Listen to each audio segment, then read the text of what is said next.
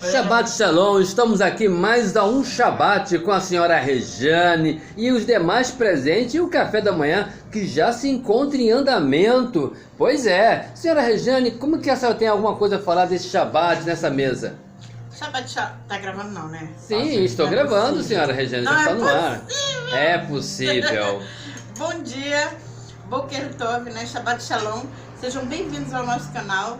Se inscrevam para quem ainda não é inscrito, fica à vontade em curtir, compartilhar, comentar, fazer pergunta. O que eu tenho a falar desse Shabbat é que hoje nós estamos, né, no período de Rosh Chodesh, que é a cabeça do mês, é o iníciozinho do mês de Av. É um mês terrível para o povo judeu, né, por conta que o templo cai no dia 9, né, os dois templos foram derrubados exatamente nesse período, no dia 9. Então, assim, temos o jejum daqui pra frente em prol disso, e hoje é Shabbat a gente não tem jejum. É isso, o que mais você quer saber? Por enquanto é só, daqui a pouco eu volto com você com a Paraxá, senhor Atos Baruch, sempre comendo, sempre lanchando. E aí as novidades, senhor neurocirurgião, ou TI, eu não sei o que. Vamos lá, como é que tá o Shabbat essa semana? Me conta a novidade. Fiquei sabendo que o senhor está fazendo academia também, é verdade? Academia é uma coisa que o pessoal me ensina, estou fazendo. Segundo, eu quero ser talvez um geógrafo ou TI. Mas eu bem provavelmente também queria ser neurologista. Enfim, na semana do Perkei Avot, as três funções básicas do Perkei Avot, para a gente refletir, para onde vamos ir, de onde viemos e para prestar juízo. Com esses três, depois de você ter refletido isso, você vai ter um conhecimento melhor no Perkei Avot. Muito bom, senhor Atos Baruch, pode falar. Para quem não sabe o que é o Perkei Avot, é a ética dos pais. Ética dos pais, Os pais têm que ter ética para cuidar dos filhos, certo? Sim. Muito bom. E o senhor Yaron, o café da manhã tá rolando. O senhor Yaron, o que aí tem a dizer sobre esse Shabbat para todos presentes aí no futuro? Que esse Shabbat está muito bom e que eu estudei no Perkei Avot. Que o homem que ensina, ele pode ser louco. Não entendi. Um homem que ensina pode ser louco? Quem ensina pode ser louco. Quem ensina pode ser louco ou pode ser veneroso. E aí, senhora Regiane, ajuda aí o senhor Yaron aí nessa declaração. Quem ensina pode ser louco? Como é isso? Não é isso. Tomar cuidado com o que vai ensinar para não enlouquecer. Bem diferente. Tomar cuidado com o que vai ensinar, senão você vai enlouquecer. Entendeu, senhor? Muito bom. Bom, vamos aí ao senhor Esdras Vinícius.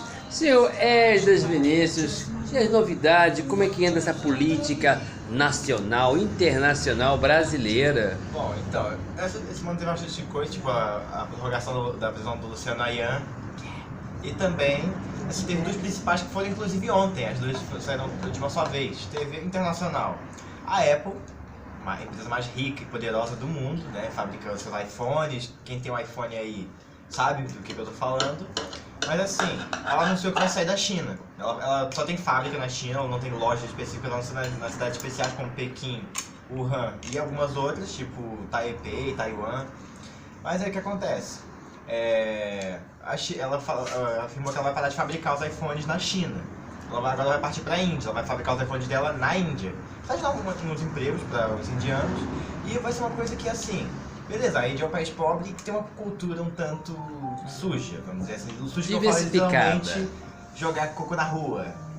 Mas assim, pelo menos não é uma cultura que usa o próprio povo como um experimento, vídeo a China. Não é escravista também. Não é uma cultura, digamos, escravagista como a cultura chinesa. Logo, isso vai ser bom, talvez até surta efeito nos iPhones em si, mas a questão maior é que vai ser uma coisa complicada de se lidar. Obviamente, sair uma empresa gigante como a Apple de um país para outro, que é vizinho, sabe, isso vai gerar um certo conflito. É o que eu falo, eu dou 10 anos para acontecer uma guerra da China contra o mundo. E ontem, nacionalmente, teve censura. O ministro Alexandre de Moraes, do STF, ele mandou fechar os perfis da Sarah Winter, do Bernardo Custer, do Alan Terça Livre, de vários perfis conservadores no Twitter. Isso foi ordem direta dele. os perfis estão todos suspensos. Quem for lá no Twitter agora estão lá suspensos. Entendeu? Alguns já chegaram a criar conta nova, tipo a Lanterça Livre já criou uma conta nova. Mas o que ele fez é um absurdo sem precedente, é que ele não pode mandar censurar uma pessoa que critica ele. Aliás, a liberdade de expressão é um dos pilares da liberdade de expressão, entendeu? Da democracia, quer dizer. Ou seja, é uma coisa complicada, eles se acham um semideus, mas o que podemos fazer? Né? E assim, o triste é saber que o único que pode tirar ele de lá, que pode protocolar um pedido de impeachment do Alexandre de Moraes, é o Davi Alcolumbre, que é um judeu. Só que ele não faz isso porque ele é muito assim com o pessoal da STF. Logo, é uma coisa triste ver como a corrupção ela vai. Independente da sua religião, se você é ateu, cristão, muçulmano, judeu, tanto faz. Ela vai te pegar, entendeu? É uma coisa muito forte pra lutar contra. E é isso. E é isso aí, senhor Esdras Benício, obrigado pelas declarações e me deixar atualizado, porque eu estou desatualizado da economia, da política. E a senhora Regiane, essa paraxá, o que ela fala, o que ela traz, o que ela diz? Bom, já dei bom dia, já cumprimentei.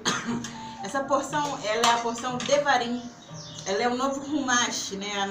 É um novo livro que vai ser lido. E Devarim é conhecido ou apelidado, né, como Mishneh Torah, que significa o resumo de tudo que aconteceu com o povo. E ali em Devarim você vai ver que é como se você tivesse somente o livro de Devarim, que seria em português Deuteronômio. Você tem toda a Torá, né? Tem um resumo geral do povo ali no Êxodo e de muitos costumes e mandamentos, né?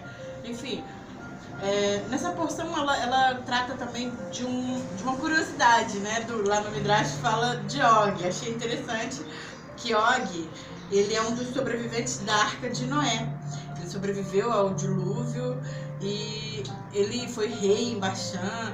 Enfim, ele conspirou contra Moisés, ele conspirou contra Abraão, mas ele sobreviveu para chegar até essa data de hoje, que é o dia do falecimento dele, né? O Midrash conta que ele viu todo o povo e ele podia arrancar uma montanha com as próprias mãos. Ele era imenso.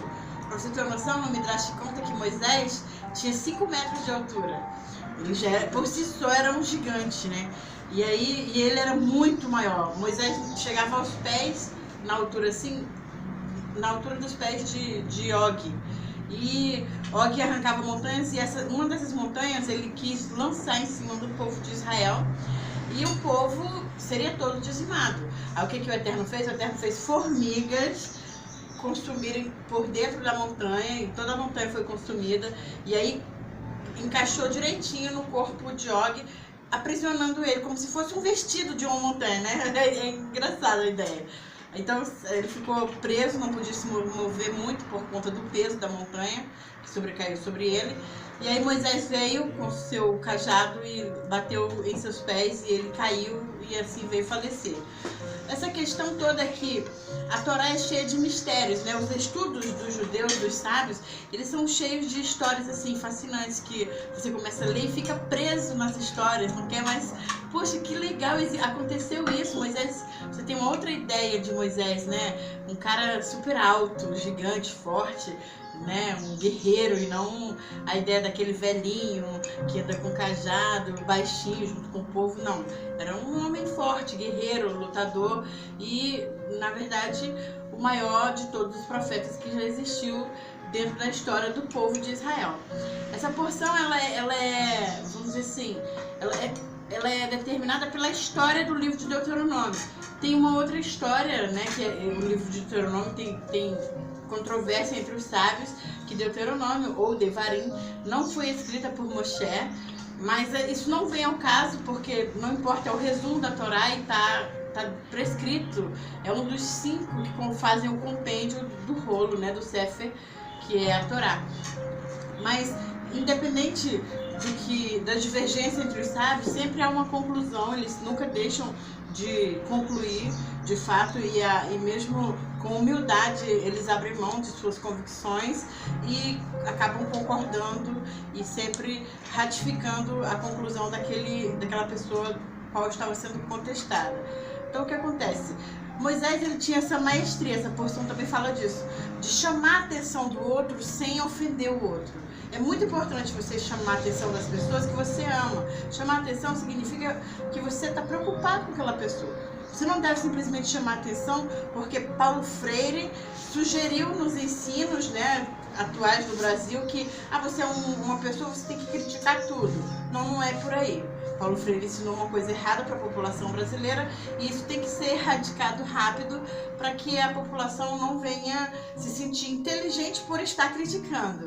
Não. Então assim, quando você for chamar atenção é porque você ama a pessoa. A pessoa pode estar falando uma bobagem, uma mentira, um erro horroroso. Você não tem o direito de dizer para ela, você está mentindo, você é mentiroso. Você não, você chama ela em particular, se você se preocupa com ela.